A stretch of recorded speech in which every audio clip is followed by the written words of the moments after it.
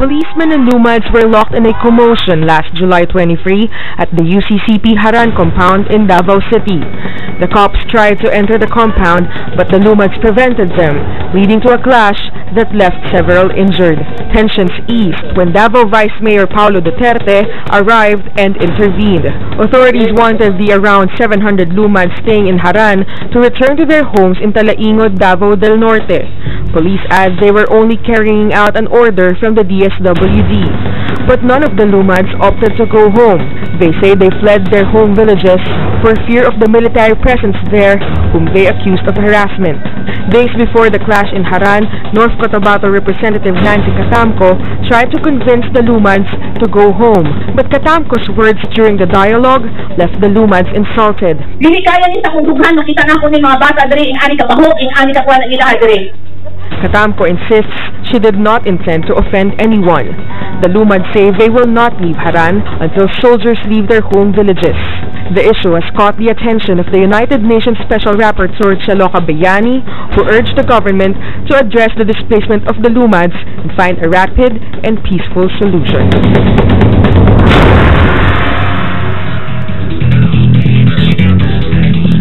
The displacement, so-called displacement of indigenous peoples is unfortunately a familiar narrative. Many Lumads face constant threats to their homelands for various reasons, among them long-standing conflicts, increasing military presence, and business ventures encroaching on their ancestral lands. The plight of the Lumads from Talaingod, Davao del Norte highlights this complicated problem that needs to be addressed as soon as possible. Our question, how can the Lumads resolve the issue and return to their homes peacefully? With us in the first part of this program is North Cotabato Representative Nancy Catamco. She is also the chairperson of the House Committee on Indigenous Cultural Communities and Indigenous Peoples. And joining us on the line is Bayan Muna Representative Carlos Zarate. We'd like to start with Representative Carlos Zarate. Are you there, sir? Yes, Tina. Good evening, Tina. And good evening. Thank you for taking our call. I understand you're on your way back here, sayang, no? What was your business in Davao, and were you able to meet up with the Lumads still at the UCCP Haran area?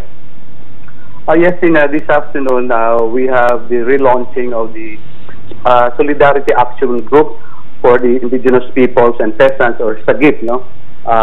This is a relaunching because this group was actually originally founded in 1994 when the Lumads from Talaingod first evacuated here in Davao City and sought sanctuary at the UCCP Haran, no? So this afternoon, together with some support groups from the academe, church organizations, from professional organizations here at the Redemptorix Parish in Davao City, there was a relaunching of this SAGIP organization in order to help the struggles of the Lumad, no, especially in the issue now that confront them why they are back in Davao City, specifically at their sanctuary in Haran, no. As to the issues of militarization, forced recruitment into paramilitary groups like the Alamara, and encampment of their schools, no, schools established by the Lumads themselves. Opo. Earlier on, I think in 2 months earlier on, we talked about that school setting where supposedly the Department of Education had shut it down.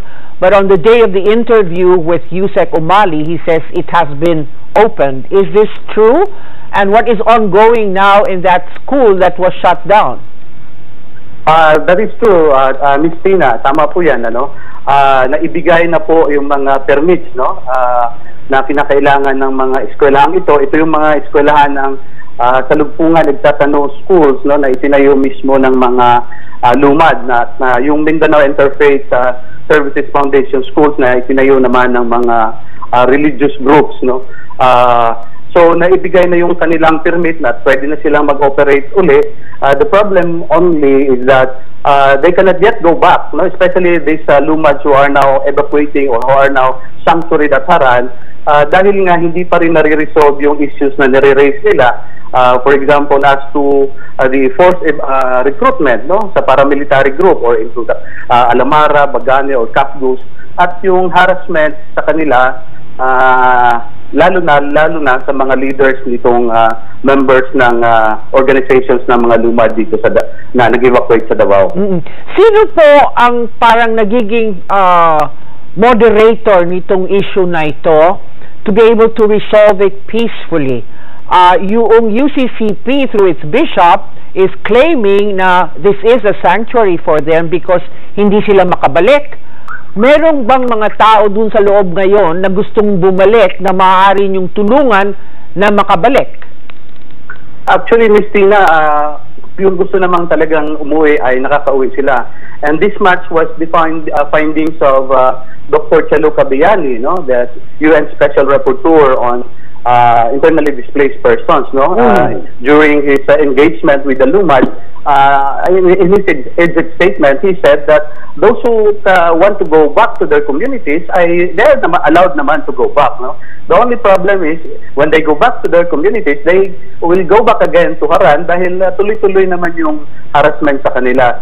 So, as of now, tuloy-tuloy yung engagement, no, ng, for example, Davao City Mayor Rodrigo Duterte as the chair of the Regional Peace and Order Council. I know that he's doing everything, you know, in his own little way, quiet way, to resolve these issues, no, by engaging the different agencies, both government and private, para nga mabigyan ng solusyon itong problema ng mga Lumad na nasa sanctuary ngayon dito sa UCCP Haran. Opo, at ang solusyon na hinahanap nitong mga Lumad na nanatili dyan sa UCCP sa Haran ay umalis ang presensya ng militar at saka yung sinasabi niyong milisya na Alamar. Ito ba ang nagbibigay takot sa kanila? Yes, yan yung pinapaabot nila, Ms. Tina, ano, na umalis yung mga sundalo sa kanilang mga communities, no, dahil for example, during the congressional hearing on Committee of Human Rights ng House of Representatives here in Davao City last week, no, may mga testimonies, no, na ng mga Lumad na yung mga sundalo mismo tumitira na sa mga pamayanan nila, no, sa mga bahay-bahay nila. And there were also testimonies and evidence na yung mga paralan nila ay pinaninirahan ng mga sundalo during the course of their counterinsurgency operations. And in fact, the general or the officers here in Mindanao of the ASP, no, inamin nila na they sanctioned even one of their units, no, na patunayan na inoccupy yung isang eskwelahan sa Compostela Valley Province. So yun yung demands ng mga Lumad, no? The assurance that if they go back doon sa community nila, wala na yung mga sundalo na nanghaharas sa kanila, and they will no longer be forced na re-recruitin doon sa paramilitary groups like Alamara. Yung Alamara is a paramilitary group organized by the military? Armed by the military, according to the Lumads, no? And although the military, during our congressional investigation here, denied it, but their justification is that these are members of the Capgus, no? But just the same, ang sabi ng mga Lumads, and even Mayor Duterte is saying this, no? Itong mga Alamara are armed by the military to join them in the counterinsurgency operations. Meron and yun yung Yes, go ahead, sir. Go ahead. I'm sorry to butt in. Go ahead. Yes, and ito rin yung mga sinasabi ng mga Lumads na during our committee investigations here, no, na there are only two choices for them, no, to join the Alamara or they will be considered NPA, no. So kaya nag-evacuate sila rito dahil ayaw nilang malagay sa ganung alanganing situation, no, kung hindi sila sasama sa paramilitary group like Alamara, they are targets because they will be considered as rebels. Meron ho bang rebel presence dyan, NPA, sa area na pinagmulan nito mga 700 Lumads na nasa UCCP ngayon? Hindi naman ho, hindi rin dinay ng mga Lumads yan, no, na yung mga rebelde na yan, yung mga NPA, talagang itong ano naman talaga, Compostela Valley, maraming rebelde dyan na dumadaan, no? yun, inaamin din nila yan. Kaya nagkakaroon ng mga, in fact, nagkakaroon ng mga clashes in some of these areas, no?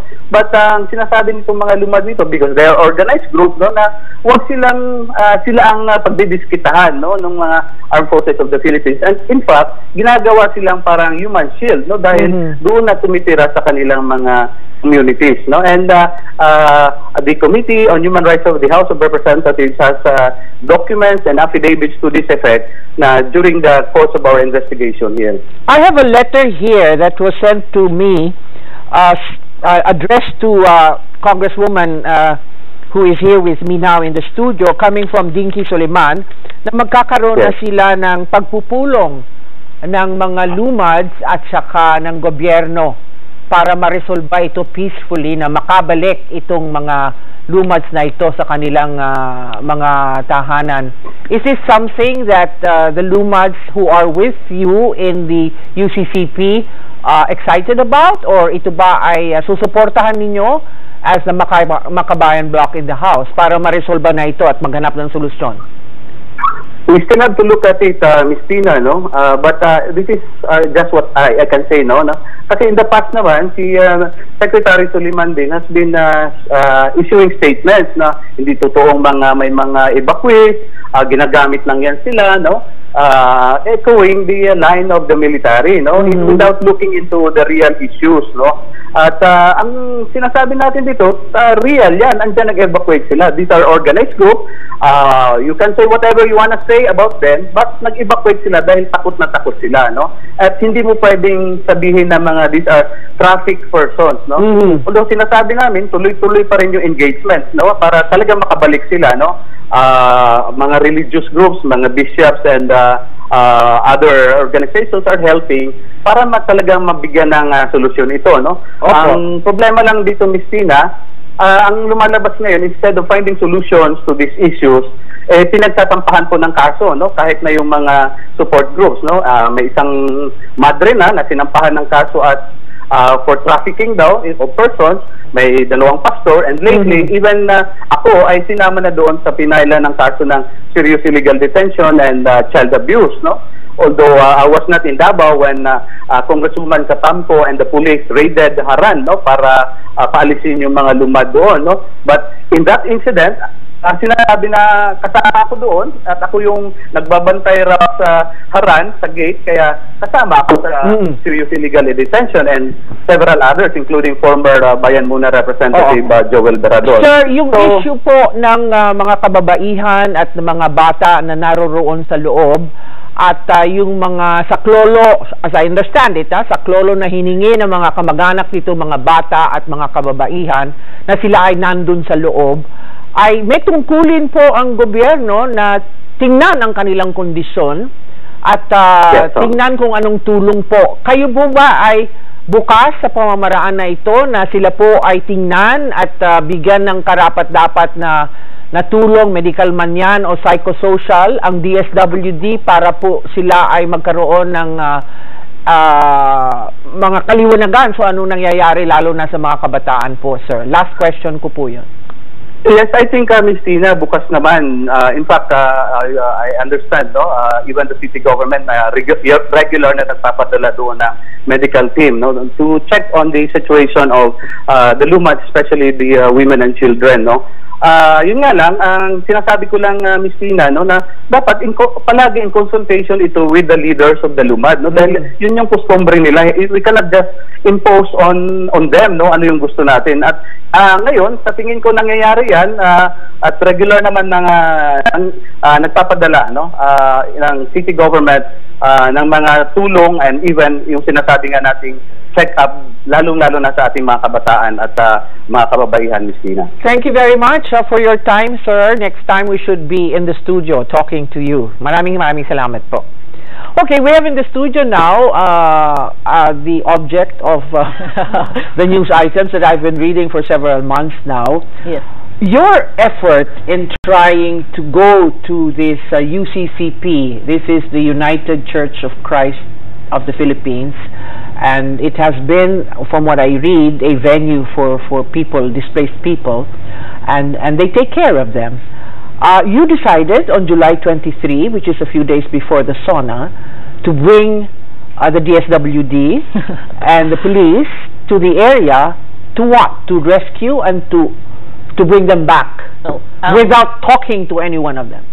No, I think the word is not I decided, but this is an interagency efforts, no, of the government agencies concerned, like the DSWD, the CHR, the Commission on Human Rights,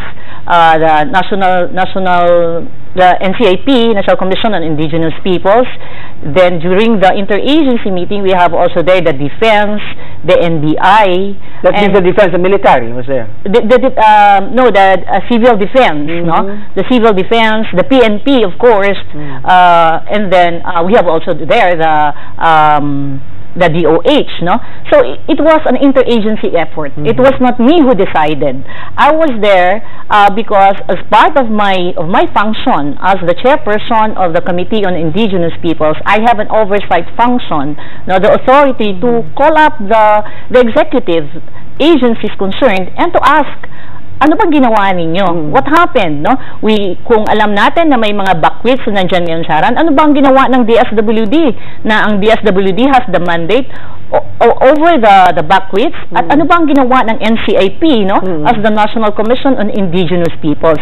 That's my only role, no? To call up the attention of all the agencies concerned. And what was the decision arrived at by this interagency na kayo ay pupunta sa UCCP sa Haran, bringing all of these buses para sila ay imbitahan na bumalik na?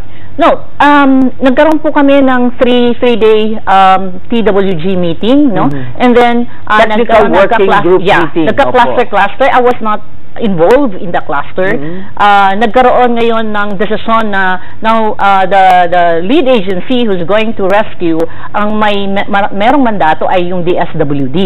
So the primary agency na merong mandate to rescue is the DSWD, no? At yun ay dahil merong nag-file ng complaint na ang gusto nila ay makuha yung kanilang mga relatives na nandoon sa loob. So that's prompted the DSWD and the other agencies of the government to take an action. Did you send notice to the bishop in UCCP that there was going to be an effort, or this was really a surprise move on the part of the interagency? Okay. What happened was, ang nangyari is during the rescue, first ang ginawa po ay ang tribal muna ang tribal leaders ang nakikipag-usap sa mga tribal leaders, no? Since hindi naman naging successful, ang ginawa naman ngayon ng DSWD and the NCIP ay nakipag-usap na naman doon sa mga yung mga bishop, taga-Haran, yung pastors, yung the one who manage yung sa compound, no? So they talk to them, at ang sabi nga ng DSWD, kung pwede po ay kukunin lang namin yung mga babae, yung mga elderly. Can you show some pictures of the conditions and the people there inside the UCCP? I have some pictures here. Can you please roll it as Congresswoman Nancy is talking here? Yeah. So yun ang sinabi ng DSWD para lang makuha yung mga kababaihan, yung mga may sakit, no, the elderly, at yung mga bata. Pero they resisted it. That's why who resisted? The organizers. The UCCP. The UCCP kasama po doon, and the organizers, no, behind yung nandoon sa loob ng Haran. So who are the organizers? The organizers, there are the PASACA, the SMR, Bayan Muna, kasama po sila. Pati po yung karapatan, no? They're the organizers. What do you say organizers? What are they organizing? They're the one running the compound there. No, they have they're the one running the compound for the Lumads, no? So it's not only the Lumads who are there na they sought refuge and then nandun lang yung mga pastors. No, they're very organized. They have an organized groups like the PASACA, the SMR, the karapatan, no? And the Bayan Muna who organized behind yung nandun mismo sa loob. That's why when I was there, I was asking kung totoo po bang bakwit ito, bakit merong organized groups behind all this, no? So hindi ito kagustuhan lang ng Lumads, no, ng mga Lumads, kung hindi merong mga grupo na nasa likod ng mga Lumads. Ano ang hindi tamang ginagawa ng mga grupo na nasa likod? No, na for you to become suspicious, meron silang ibang gustong mangyari? Because I think, Ma'am Tina, no, the shortest distance, no, between 2 points, yung sa concern at sa solution natin, no, ay yung tatawagin lang natin yung the proper authorities. Like for example, itong mga grupo na to, alam kung totoo nga backwits ito, alam naman po nila na ang may custody nito or may authority to have custody over this backwits is ang DSWD. I mean, at least kahit paano pinaalam sa DSWD, pinaalam sa NCIP, pero nung nandun ako ay ang sabi nga ng NCIP at ng DSWD, hindi sila pinapapasok sa loob. Pati yung Commission on Human Rights, because I asked the Commission on Human Rights. Hindi sila pinapapasok, ilang beses nila gustong pumasok at saan sila humihingi ng permiso, sa UCCP o sa bayan muna o sa karapatan? No, the question here is, meron po ba talagang custody, no? The authority, may authority ba itong Haran to have custody over the backwits? Itong mga organizations na sinasabi natin, meron ba silang authority? Yung merong authority po, yung DSWD. They have all the authority and the mandate, no, of the government. So hindi po siguro dapat na sila ay magsasabi dito sa mga organized groups na teka muna, ipapasok kami dahil kailangan namin aasikasuhin, no? I think if totoong meron ho bang custodial rights itong UCCP, yung bishop, at saka yung mga organized groups dun sa loob? No. Custodial, because nga, they're coming from a situation which they think is a man-made disaster. So, nagsik sila ng sanctuary dito sa UCCP, at sila ngayon ang tumatayong custodians. Pwede bang ganon? Kung meron, ang pagkakaalam ko, Tina, meron tayong joint memorandum circular issued by the DSWD, DILG, Civil Defense, DOH, no, na kung ano dapat yung isang evacuation, how to manage an evacuation center. At isa nito ay kailangan accessible siya sa serbisyo ng gobyerno, like the DSWD and the NCIP, no, dahil ito ay usaping mga Lumads. So ang may mandato nito ay itong NCIP. So I think they don't have the authority to have a custody. If voluntarily, as they were saying, na etong mga Lumads ay they sought refuge, pero ang tanong po natin ay bakit nakapadlock?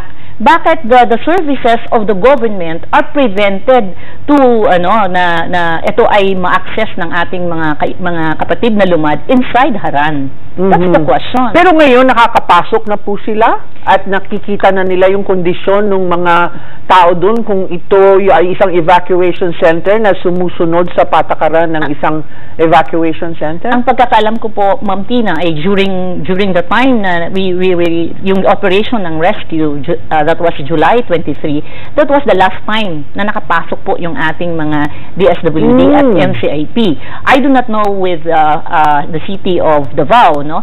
Pero ang pagkakalam ko, dahil tinatanong ko nga kung anong nangyayari, dahil merong pronouncement mismo si Mayor Duterte na until August 12 ay papalabas na nila yan sila or i-transfer since hindi nga conducive at hindi nga healthy yung environment.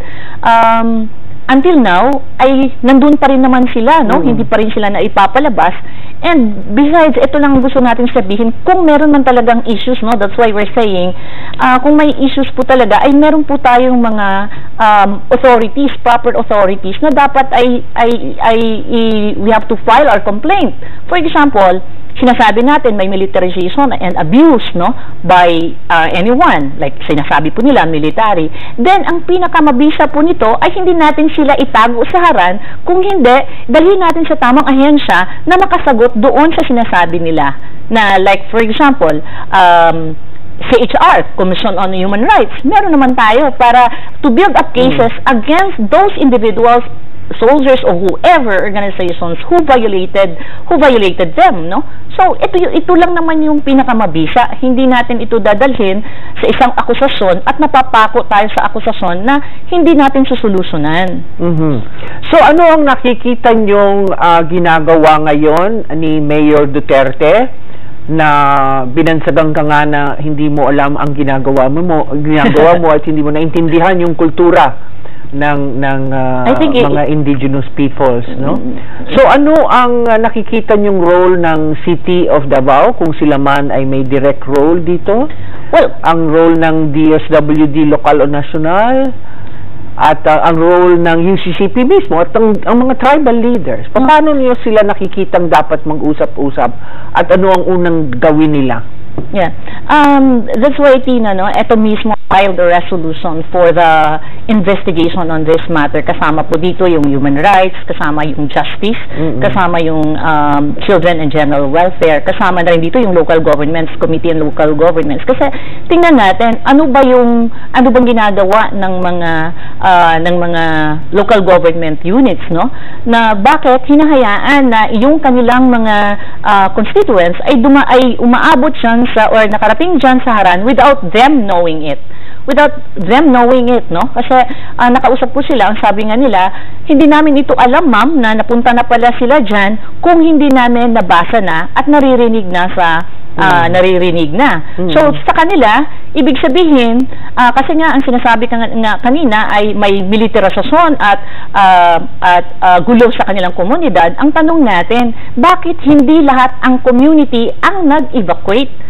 Bakit konti lang? At kinukuha ito galing sa Kapalong, galing sa Talaingod, galing sa San Fernando, at diyan nilagay sa isang Haran, no, sa Haran compound. Now, kung totoong merong gulo sa kanilang komunidad, marami sana ang nag-evacuate, no?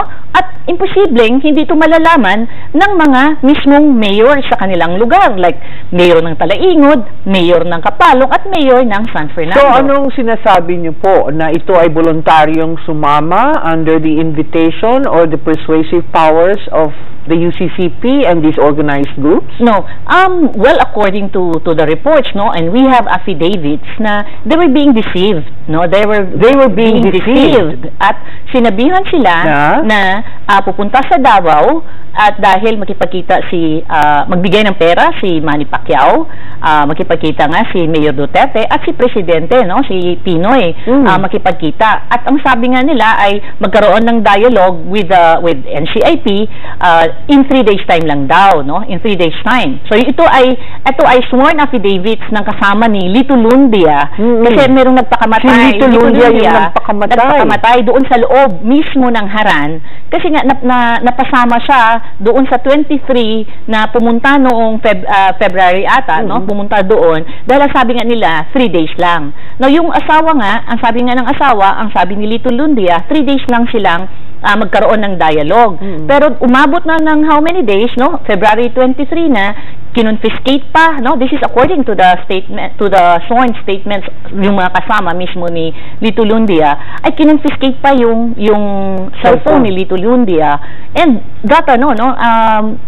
na-depress si Lito Lundia kasi hindi na nga siya makatawag sa kanyang asawa, no? At ang asawa at ang paalam niya ay 3 araw lang.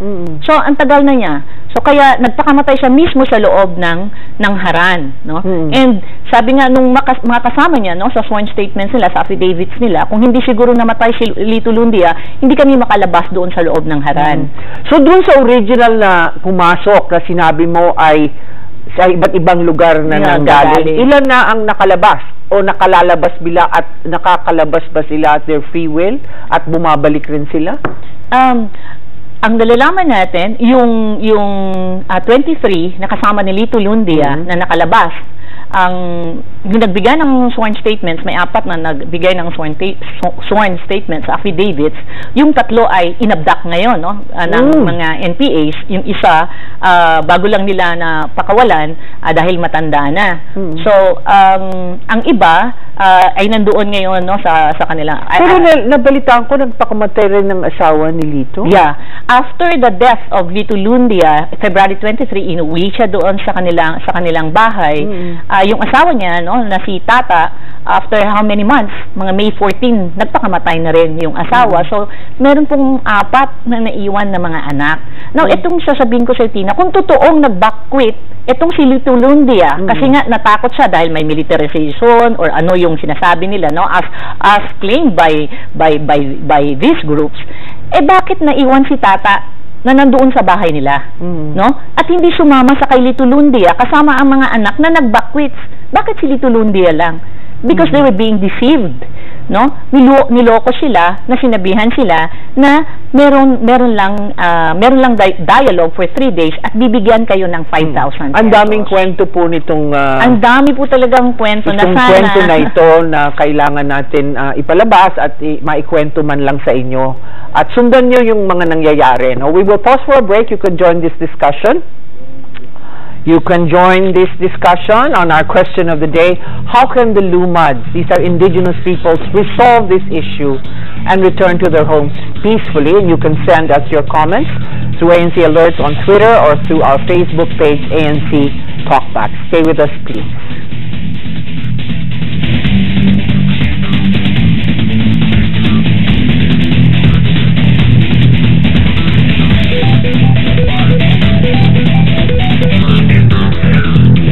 Joining us in this part of the show, Datu Malapandao Nestor Apas. Yes, ma'am. Siya po ang Executive Director of the Maminturan Development Foundation. Maraming salamat po sa pagluwas nyo. We have Datu Lumasad Sibogan, Municipal Tribal Chieftain of Talaingod in Davao del Norte. Yes, at si Asenad Bago, Indigenous Peoples Youth Leader, also from that area. Umpisahan ho lang natin, sino po ang nakapasok dun sa UCCP Haran? Actually, ma'am, wala kami nakapasok pero nakapunta kami doon upang kausapin namin yung mga relatives namin doon sa loob. Kasi marami doon na mga kamag-anak namin, ma'am, na nagkasakit-sakit na gusto namin makausap sila at iuwi. Kasi nangyari kasi na nagpunta doon sila sa Haran na wala namang paalam sa amin doon sa community. Ay ang isang responsibilidad na isang leader ng community ay ama at ina. Kung ama ka, responsibilidad mo na tulungan yung mga anak mo. Kaya yung nangyari ngayon, bigla lang sila nawala, kusa lang silang umalis na hindi namin alam, na alam namin nandoon na Haran with the organizers, mga militante at saka yung iba pang mga organisasyon. So, nung nagpunta kayo doon, pinapasok naman kayo at nakausap niyo yung mga kamag-anak niyo? Wala, ma'am, doon lang sa gate. Doon lang sa gate kasi nakita niyo sila? Nakita namin, ma'am. Na doon sa gate. Pero sa hindi pa kami napunta doon, ma'am, marami nang nakaalis doon, naglayas. Tumakas, ma'am. Doon sa mga nakapasok at lumabas. Nakataka sila at kinuwento sa amin ang sitwasyon nila doon sa loob. So, ito ay tumakas, hindi ito malayang umalis? No, tumakas sila. At ano yung kwento? Sinong gusto? Gusto mong ikwento kung ano yung mga naikwento sa inyo? Ikaw po? Kuan, ma'am, about sa mga parente na mo sa Haran. Pariente, mga kamag-anak. Opo. Kamag-anak. Na gusto na sila manguli. Gusto na nila umuwi. Ginapugngan nila sa taga UCCP nga dili ibinta nga mo pauli sa mo ang lugar. Kung tinuod man, ma'am, nga doon ay military session. Opo. Kung totoo man ito ay military session. Doon may mayroong bakwit center sa barangay, doon ay mayroong bakwit center sa municipal. Bakit nandoon sa Davao? Ginabanggit nila pagbarog sa Yutang Kabilin. Mayroong bang Yutang Kabilin sa Davao? Ano po yun? Mayroong bang Yutang Kabilin nila sa kanila sa Davao? Nandoon sa Talaingod yung Yutang Kabilin. Bakit ito man magsabi ng mayroong pagbarog sa Yutang Kabilin sa Davao? Tayo sa Kalutis, Davao. Opo. Dapat dito sa Talaingon, mubarog siya Yutang Kabilin kahit doon na dito ang sinasabi po niya, kung mayroon mang militarisasyon doon o may problema sa pagre-recruit ng mga alamara, ay bakit sila, kung evacuation yun, dapat dun sila nag-evacuate dun sa malapit sa inyo, hindi nilipat sa okay. So ano ang pagkakaalam mo dito sa nangyayari? He is 18 years old at siya ay isang estudyante dun sa isang paaralan na ikinwento namin noon na isinara ng DepEd at binuksan naman. Ano yung kwento mo? Anong pagkakaintindi mo sa nangyayari dito sa UCCP po? Yes, ma'am. Nung sa una, ma'am, ako po ay estudyante sa Sagpungan, ma'am. Dahil bigla lang akong tumakas, ma'am, dahil alam ko na hindi maganda yung tinuturo sa amin, ma'am. Anong tinuturo? Ito yung isang paaralan na Sharia? Hindi. Yung sa Ugpungan, ma'am. Opo. Ano po Ito yung... pinapasira namin, ma'am. Opo. Dahil tinuturuan kami sa kung paano mag-attach ng detachment, ma'am. Kapag wala kaming klase, ma'am, sasama kami ng mga maestra, ma'am. Papunta ng mga posting sa NPE, ma'am. Pag wala kayong klase, sinasama kayo ng mga teacher? Yes, ma'am. Papunta sa mga posting ng mga NPE, ma'am. Pupunta sa posting? Yes, ma'am. Saan yung posting? Yung mga bahay-bahay ng NPE, ma'am. At? Anong ginagawa? Sa bundok, ma'am. Opo, at? Pinapakita kami ng sine, ma'am, tapos tinuturuan din kami kung paano mag-atake ng detachment, ma'am. Nanonood kayo ng sine, ng video, at tinuturuan kayo? Kung paano mag-attack ng detachment, ma'am. Mag-attack ng detachment ng pulis o at ng militar? Yes, ma'am. At anong pumapasok sa isip mo? Matagal nang ginagawa ito? Dahil nung nag-aral pa kami, ma'am, parang sa palagay namin, ma'am, palagi kami parang sinisira namin yung mga gobyerno, ma'am. Paano nila sinasabi sa inyo yun? Sabi nila, ma'am, nga ito yung natin, ito yung gobyerno natin, yung newspaper army, ma'am, newspaper army. Opo. At ito pong ma'am, isa pa sa amin, nakasira sa amin, ma'am, naka-restorbo sa aming pag-aaral, ma'am, yung bayan mo na, ma'am, kahit magklase kami, ma'am, pinapatawagan kami magpunta ng Davao, ma'am, para mag-rally, ma'am. Ang bayan muna, Yes, itong grupo ang party list. Yes, ma'am, para mag-rally ng doon sa Kidapawan, ma'am. Mag-rally sa Kidapawan. Yes, ma'am. Ano ang issue nung rally? Yung palagi kami magsinggit, ma'am, na palayaso ng military, ma'am. Pinapapunta kayo sa Kidapawan, yes, malapit ito sa lugar ninyo para mag-rally. Yes, ma'am. Ang rally, ang sinisigaw nyo, alisin ang militar. Yes, ma'am. Palayaso ng military, ma'am. So, ikaw ngayon ay wala na dun sa paaralan? Yes, ma'am. Kaya nga bigla akong tumakas, ma'am, dahil alam ko na hindi maganda yung tinuturo sa amin, ma'am. So, paano ka nakatakas? Hindi ka hinahabol ng NPA ngayon, nanonood siguro sila ngayon. Paano ka nakatakas? Ma'am, kaya nga nahihirapan ako ngayon, ma'am, dahil hindi na ako makaaral ng mabuti, ma'am, dahil hindi ako pwede makaaral ng ma'am, ng elementary, ma'am, dahil walang card, ma'am, at saka diploma, ma'am. Opo. Kaya gusto sana akong mag-aral, ma'am. Gusto mong mag-aral? So, ano ang nangyari ngayon doon sa sitwasyon ng paaralan? Bukas na ulit, di ba? Bukas ang eskwelahan, ma'am, at saka yun ang pinag-isipan namin ngayon na dapat mag-comply sila ng free and prior informed consent kasi requirement yun sa isang project ng government or private project na pupunta doon sa loob ng ancestral domain. Dapat sana magkaroon ng consensus. Ang problema, hindi na nila kinukonsensus. Ginagawa nila ng paraan, bawat community magkuha na ng ilan-ilan tao, dalhin doon sa Haran, gawa na sila ng mga declaration na labag sa batas pangkatutubo. Labag sa batas ng katutubo. Ano yung batas na sa palagay ninyo ay kanilang hindi sinusunod at labag sa batas ninyo? Isang dalabag nila ay ang batas namin sa batasan ay adapt. Ibig sabihin yun, leadership integrity. Opo. Na sa amin tinatawag ng lungan to salwal way punggisan to salakay. Ibig sabihin, kinunan kami ng lahat ng mga karapatan namin bilang isang leader sa community at kinuha nila upang kami mawala sa landas nila. Kaya nga ang katumbas yun, ma'am, ay kamatayan kung doon sa community. Ang kabayaran doon sa ginagawa nila. Napigpunggis ka sa lakay way pigluungan sa salwal. So, meron ho ba sa mga tribal leaders ninyo ngayon, ang henerasyon ninyo, ay nagkaroon ng mga hindi kanais-nais na nangyari sa kanila? Sila ba ay sinaktan? Ano ang nangyari? O sila ba ay umalis na sa kanilang mga tinitirhan ngayon? Anong nangyayari sa kanila? Ang nangyayari, ma'am, kahit doon sa sinasabi nila na sityo Basagan, hindi man lang umalis yung tribal leader, andoon pa rin yung tribal elder doon na si Manuling Tingkas. Ngayon, ang ginagawa nila, nagdala sila ng taga-basagan, pero binigyan ng, ini-appoint na lang na tribal leader.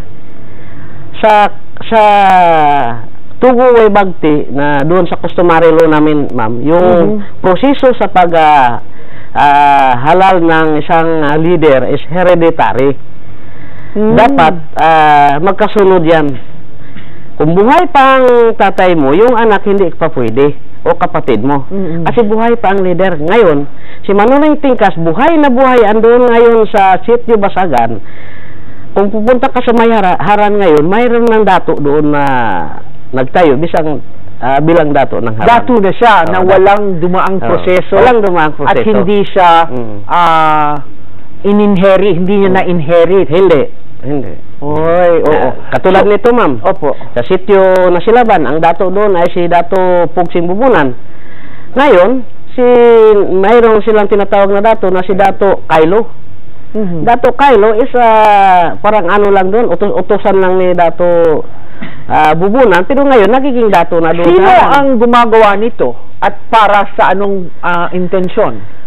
Ang gumagawa yung ma'am, yung organizer doon sa Harana, yung mga militant group. At yung iba parang nag-a-appoint sila ng mga dato-dato, ng mga leader-leader na kasapi nila. Kasapi nila. So kayo ngayon, sino ang binibigyan nyo ng tiwala? Gobyerno, militar, pulis, simbahan? Saan kayo nakakakuha ng lakas at proteksyon para kayo po ay magkaroon ng united front, kumbaga? United Front ba? Nagkuha kami sa lakas namin ngayon, ma'am, doon sa aming Gantangan Way Pabian, customary law. Pag sabihin mo Gantangan Pabian, ibig sabihin, order yun sa Panginoong Diyos. Siya ang nag-codify sa batas namin.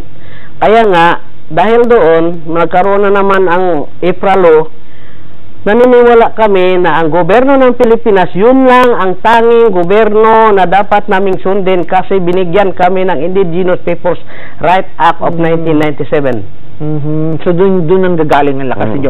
Alam mo, the other reason why I was very intrigued dito sa kwento ninyo ay nakita ko yung video mo.